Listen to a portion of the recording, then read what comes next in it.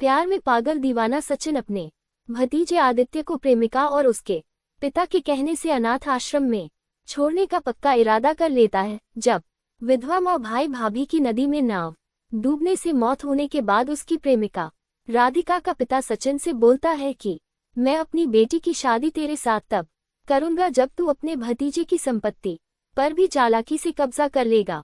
जब सचिन को अपने भतीजे की संपत्ति पर कब्जा करने का रास्ता दिखाई नहीं देता है तो उसका होने वाला ससुर सचिन को रास्ता बताता है कि अपने भतीजे आदित्य को दूसरे शहर के अनाथ आश्रम में छोड़कर आने के बाद गांव में कह देना कि आदित्य को कोई शहर के रेलवे स्टेशन से उठा कर ले गया है और तुझे जरा सी भी डरने की जरूरत नहीं है, क्योंकि 3 वर्ष का आदित्य पूछने पर भी किसी को कुछ नहीं बता पाएगा।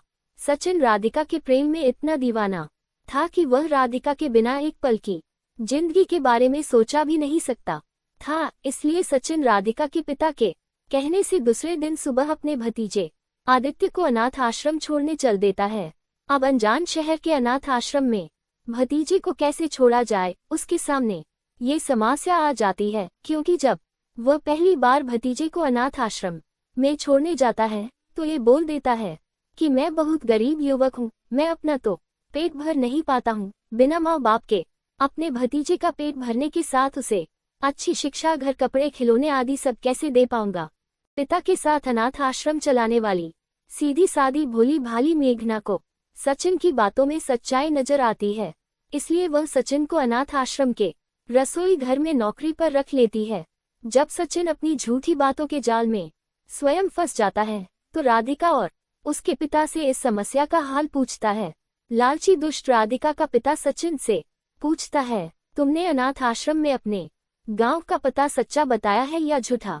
अनाथ आश्रम में मैंने अपना नाम, पता, ठिकाना गलत बताया है। सचिन बताता है, ये तुमने बहुत अच्छा किया, अब मेरी बात ध्यान से सुनो। 2-4 दिन अनाथ आश्रम में नौकरी करने के बाद एक रात अपने भतीजे को अनाथ आश्रम में अकेला छोड़कर अपने गांव वापस भागा आना। मुझे पक्का यकीन है तुम्हारा भतीजा अनाथ आश्रम में होने के बाद अनाथ आश्रम वाले तुम्हें तनिक भी ढूंढने की कोशिश नहीं करेंगे। होने वाले ससुर ने गहरी चाल बताई।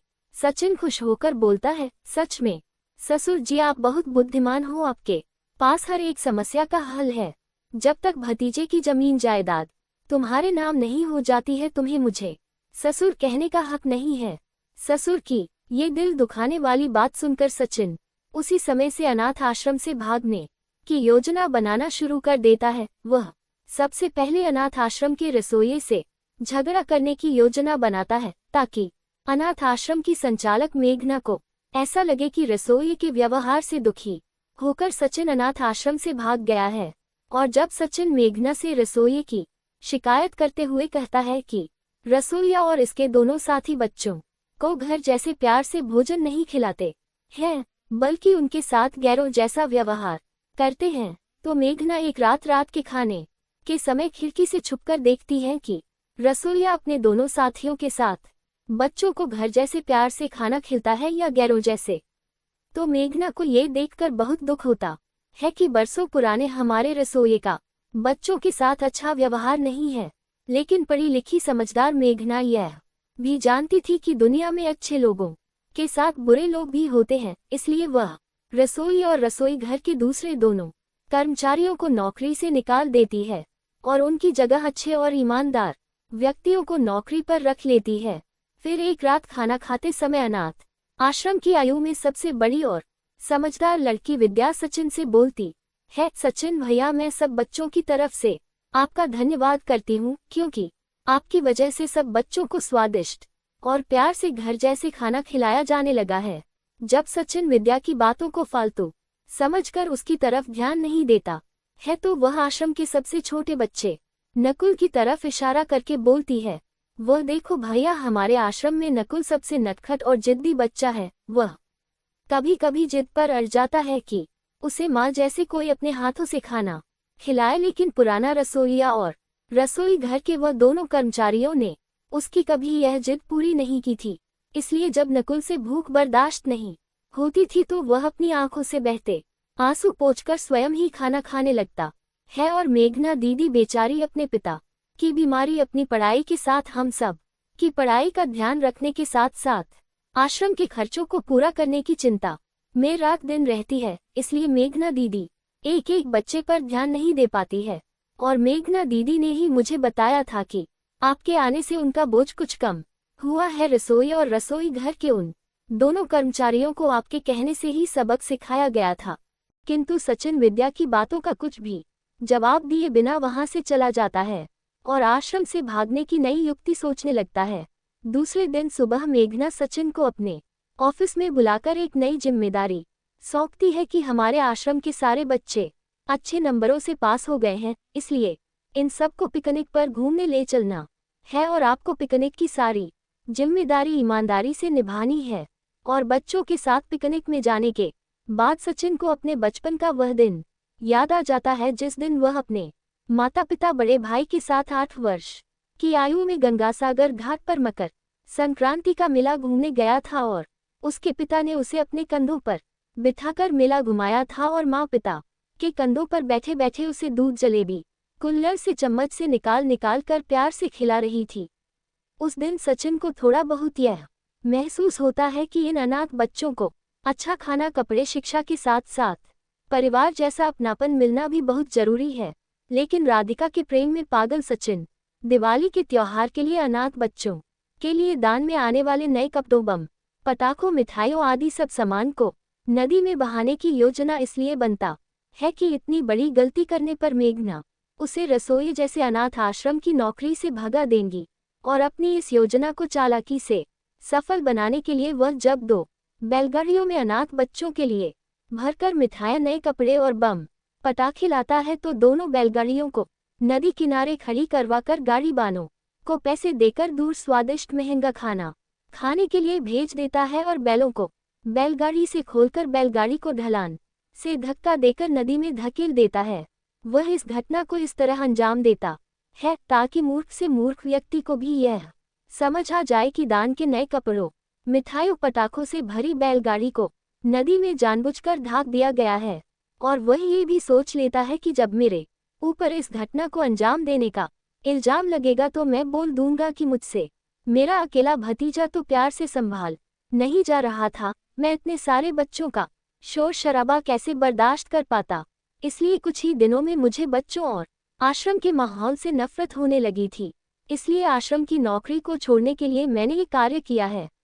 उसे ये भी पक्का यकीन था कि आश्रम की संचालक मेघना मुझे इस घटिया कार्य के लिए 1-2 महीने की जेल ही करवा पाएगी और वह मुझे घटिया आदमी समझकर मेरे भतीजे आदित्य को जरूर आश्रम में रखकर एक कामयाब अच्छा इंसान बनाने की सोचेगी।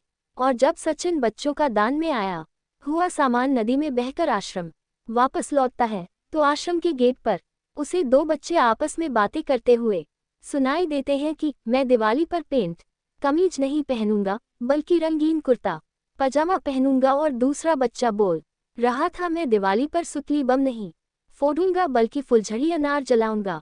और फिर दोनों बच्चे आपस में खुद ही खुश होकर बोल रहे थे कि इस बार दिवाली पर चटपटे पकोड़े के साथ खूब डककर मिठाई खाएंगे, पूरी सब्जी बिल्कुल भी नहीं खाएंगे, बस मिठाई खाकर अपना पेट भरेंगे।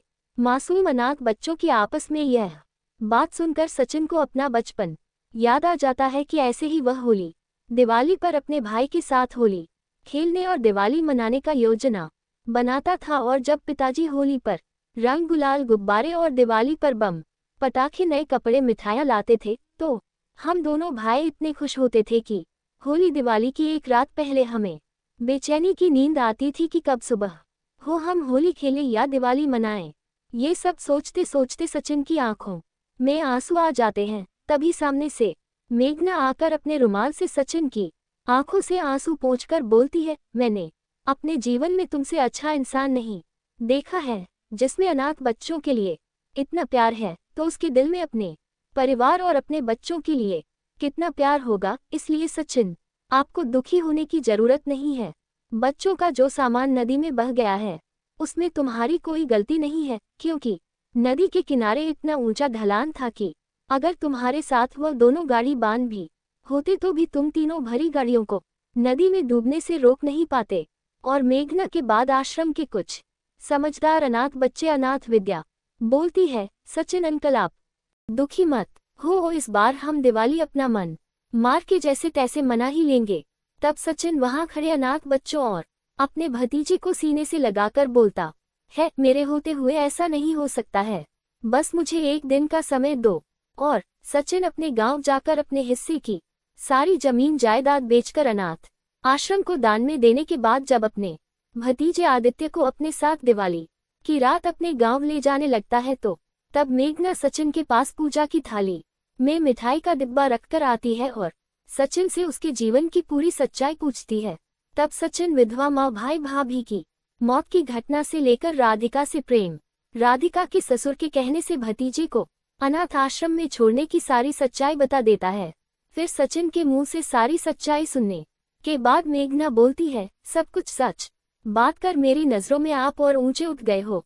और तभी प्रेमिका राधिका का फोन सचिन के पास आता है और वह सचिन से नाराज होकर बोलती है, मूर्ख भिखारी सचिन, अब तू मेरे सपने देखना छोड़ दे और पिताजी तो तेरी सूरत क्या तेरी आवाज भी नहीं सुनना चाहते हैं। तुम दोनों नीच घटिया बाप बेटी से मैं खुद रिश्ता जोड़ने की सोच भी नहीं सकता हूँ। ये कहकर सचिन फोन काट देता है। तब मेघना बोलती है, सचिन आप मेरे साथ तो रिश्ता जोड़ने की सोच सकते हो। ये सुनकर सचिन मेघना की तरफ नजर उठाकर देखता है तो मेघना बोलती है, आपसे अच्छा जीवन साथी मुझे नहीं मिल सकता है। और मेघना से शादी होने के बाद सचिन अनाथ आश्रम को संभालने के साथ साथ अपने भतीजे की संपत्ति को भी तब तक संभालता है जब तक कि उसका भतीजा बालिग नहीं हो जाता है और पढ़ लिखकर एक जिम्मेदार नागरिक नहीं बन जाता है। लेखक राकेश।